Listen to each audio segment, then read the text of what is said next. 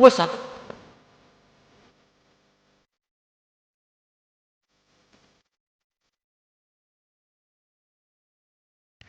Makanya saya sering sekarang akhir-akhir ini sering kampanye kitab Syajaratul Ma'arif. Dan itu saya serius dengan kampanye itu karena dikarang oleh Sultanul Ulama.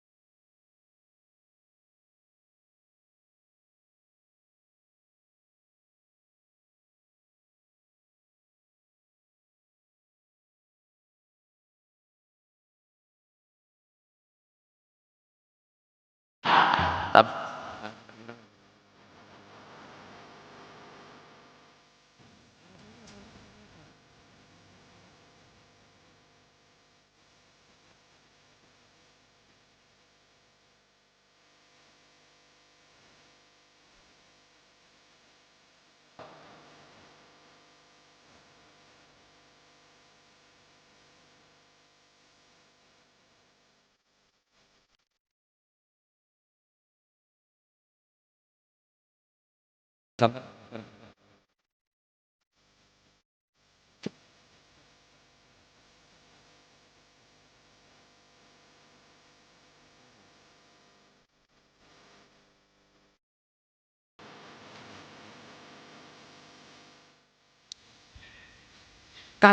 kata Syekh Izzuddin bin Abdus Salam memberi penjelasan.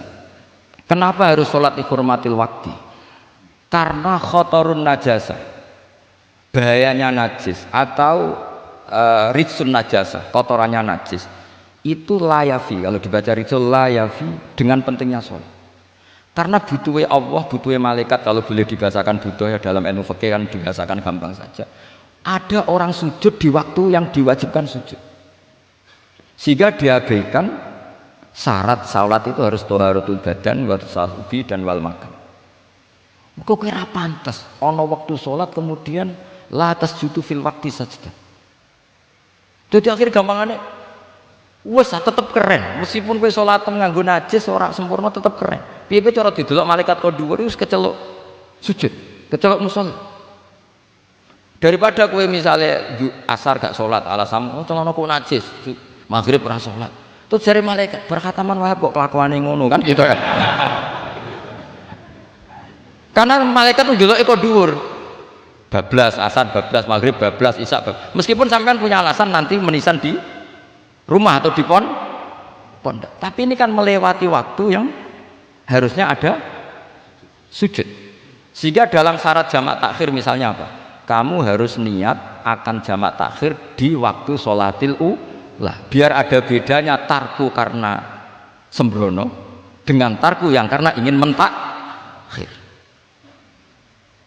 Paham ya? Itu jadi sama-sama fikih, kualitas yang dikarang Sultanul Ulama dengan sing RT itu ya beda. Dan sampean harus baca kitab yang dikarang rajanya ulama supaya kamu tambah pinter. Nanti kalau gak pinter-pinter nanti sowan saya. Tetap gak pinter karena itu jatah. Makanya ada usah sowan ya, nanti gak ngefek juga gitu. Itu Syekh Izzuddin bin Abdus. Terus kemudian beliau mengebabkan itu detail sekali, yaitu di Syajaratul Ma'arif dibabkan di bab faslun la yutrakul haqqu li ajlil batil. Itu beliau bikin satu strategi fikih itu yang luar biasa. Misalnya begini, jihad atau perjuangan membela Islam itu harus kamu menyertakan orang-orang fajir, orang-orang fasik. Kenapa? Likuwatil Islam. Karena kesalahan orang fajir itu tidak seimbang dengan pentingnya syaukatul Islam atau syaukatul muslim.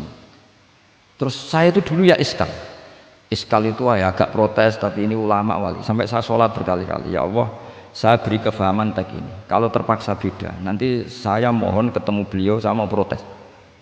Sama nggak usah tahu caranya ketemu wali-wali yang sudah meninggal, nanti kalau sudah jadi wali tahu sendiri, jadi nggak usah tanya. Akhirnya saya sholat dan akhirnya faham tanpa ketemu, karena saya bayangkan ketemu ya lebih sulit, mendingan minta faham timbang minta ketemu. Logikanya begini, misalnya nyun sewu kita di daril harbi, bayangkan kita di daril harbi atau zaman Indonesia dijajah Belanda. Saya ulang lagi ya, dalam konteks jangan sekarang, contohnya sekarang nggak perlu perang, zaman dijajah Belanda. Kita misalnya milih pasukan Hizbullah dan Sabilillah selektif, yang sholatnya benar, yang puasanya benar, yang toharohnya benar. Kira-kira dapat pasukan berapa coba? Enggak, jawab saja. Kan hanya dapat pasukan sedikit. Sementara misalnya Belanda bisa pasukan banyak karena tanpa seleksi. Di sini nih hebatnya Rasulullah SAW. Kata beliau, wal jihadu madin mundu ba'atsan ya Allah ila yaumil qiyamah sampai ila ayyuqatila akhiru ummati ad-dajjal la yubtiluhu jawru jairin wala adlu adilin. Sebagian riwayat langsung wal jihadu tetap wajib pun alaikum ma'akul libarin wa fajirin. Nah, penjelasan Nabi kenapa kita harus berjuang mengawal Islam meskipun harus ma'akul libarin wa fajirin. Ya kalau di isim fa'ilnya umumnya guru-guru kita baca barin, tapi untuk masdarnya untuk kebaikan bacanya apa? Birun. Nanti kamu protes, oh barun itu daratan Gus, kalau birun itu kebaikan. Aku itu macaku kamus luwih suwi bocah kok sembrono. Saya ini karena meneliti kiro asaka, jadi ini seawal kalau masalah lughot itu saya sudah bukan sawir lagi fatwa, sudah di atasnya itu. Sampai tidak usah tersinggung, biasa aja maksudnya. Karena ini kompetisi, kalau sampai nggak cocok ya harus bersaing, jangan geremeng tok. Gus Pak sombong enggak usah bilang gitu, saingi saja.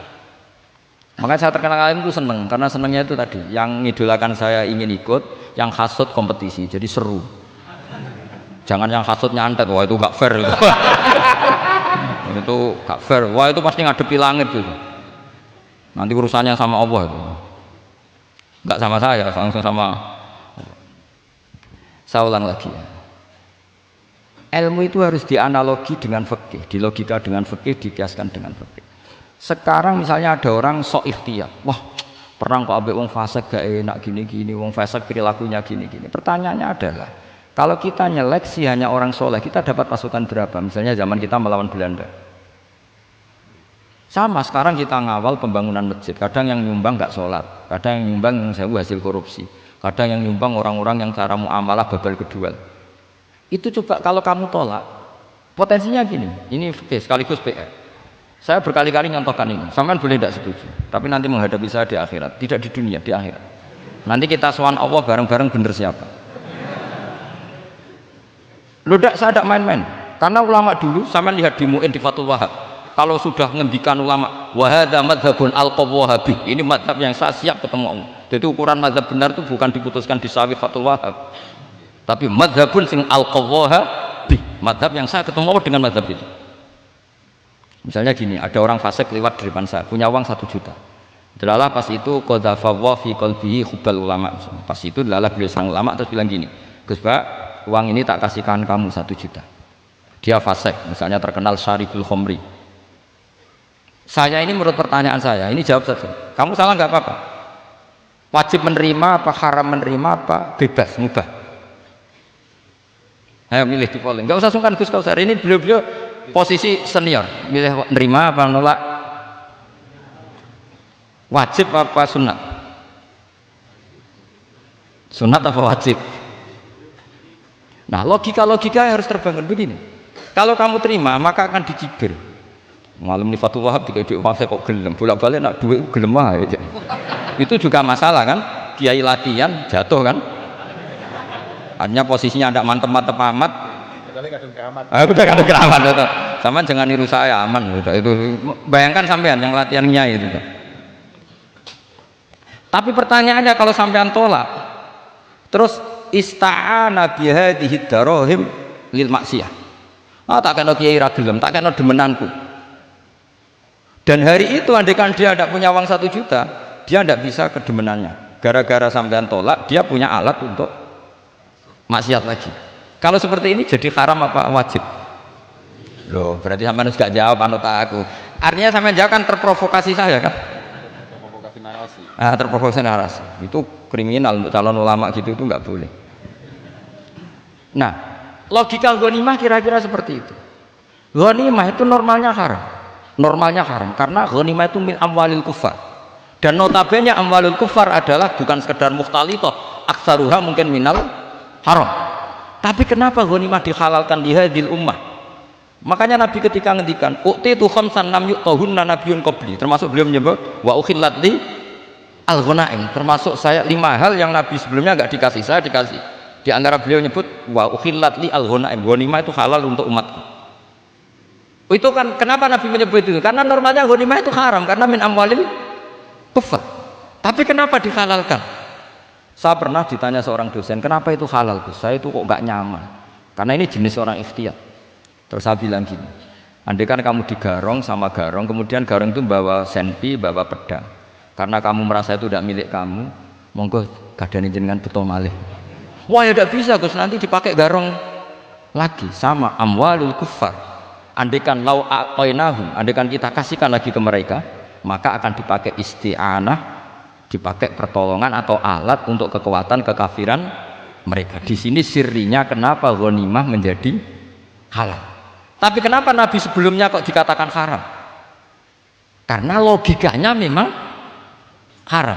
Itu hebatnya Allah SWT sama para kekasihnya. Ada kekasihnya yang dipilihkan haram, yaitu Nabiun qabla Rasulullah SAW, karena normalnya memang haram. Ada Nabi yang fikihnya lebih dinaikkan lagi, yaitu dihalalkan supaya harta ini tidak dipakai i'anah alal masih.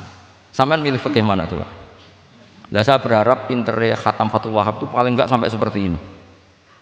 Barimu nantang saya enggak apa-apa, tapi nanti ketemu di akhirat. Nah itu fikih. Jadi fikih itu, nah tapi kan iso wae Gus nampani khadzun nafsi lah, itu mulai masalah kan. Makanya yang seperti itu jangan untuk khadzun nafsi, karena kita butuhnya itu nyita supaya ini enggak dipakai kekuatan maksiat. Jebule mbek kon malah ngopi rokokan. Nah, ini orang kan terus curiga jebule nek ambek dhuwit ya do gel.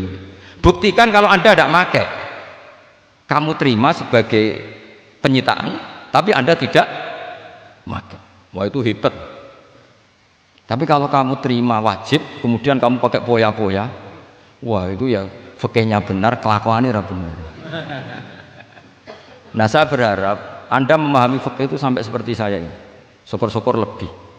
Meskipun ya agak-agak mukhalaf bisa diperjuangkan. Enggak apa-apa. Kamu doa di saat istijabah, ya Allah saya ingin mengalahkan Gus Baksa, ridho dengan doa itu. Tapi tak jamin nggak mustajab, karena sudah berbasis ghil, kebencian. Doa yang berbasis hasud pasti tidak mustajab. Jadi makanya saya rela kalau ada kompetitor, karena tadi. Jadi fikih itu gampang.